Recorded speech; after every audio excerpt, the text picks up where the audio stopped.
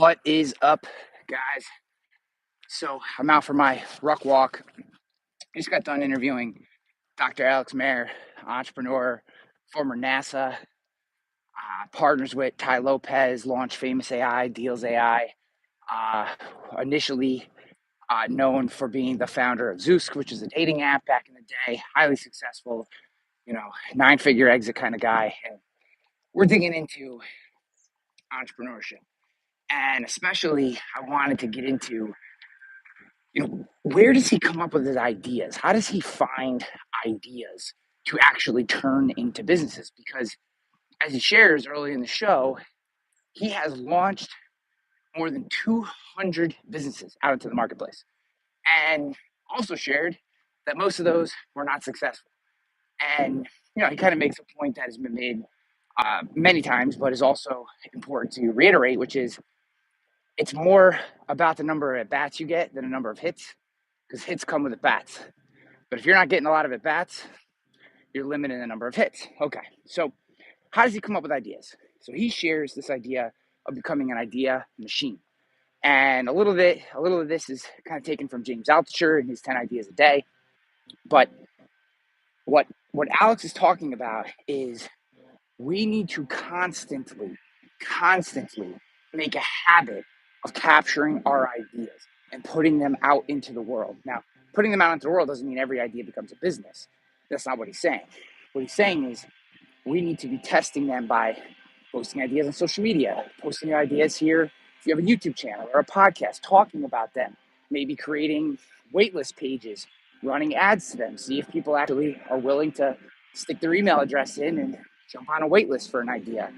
And constantly be testing, constantly ideating and figuring out whether or not these ideas have merit or whether these ideas are, just nothing, which was going to be the vast majority of our ideas are ultimately going to be nothing burgers. They're going to be bad ideas that have no chance of ever becoming a business unless we're, doing not-for-profit work and don't care about profit and it's just about the hobby.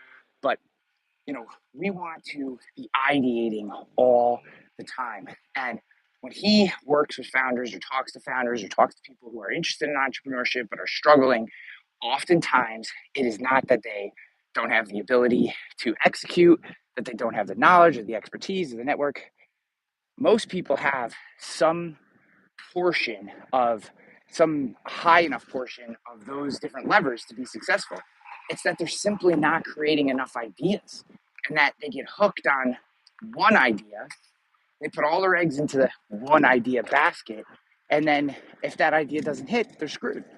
And his advice, which I just think is, something I think it's a habit worth building and worth pursuing, is to be constantly ideating and capturing those. Now, I'm testing out a new process where I started using a tool called Xnote, Xnote AI. I'm not sponsored by them or anything, but it's basically one of those digital pens. So I have a little notebook and I carry it with me. And when I get an idea, I used to punch it into Apple Notes, but I found that oftentimes,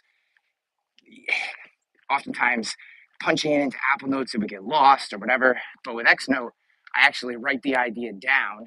So now I have it both in a physical copy, and then the Xnote software digitizes it, throws it through AI, can summarize the idea, can put it into bullet points as well. So, that's been another way to capture ideas. I also use Whisperflow, which is voice AI. So if for some reason I get caught out without my Xnote notebook, I will use Whisperflow. And Whisperflow is, in my opinion, the best text to voice based AI software out there. Punctuation, pronunciation, or spelling, capitalization, all that kind of stuff, proper sentence structure. And also, you can talk incredibly quietly. So if you're in like a crowded room, it's also very good at cleaning up background noise. So if you are in a crowded room or an airport or on a bus or whatever, and you either don't want to talk loud or there's a lot of background noise, it captures that.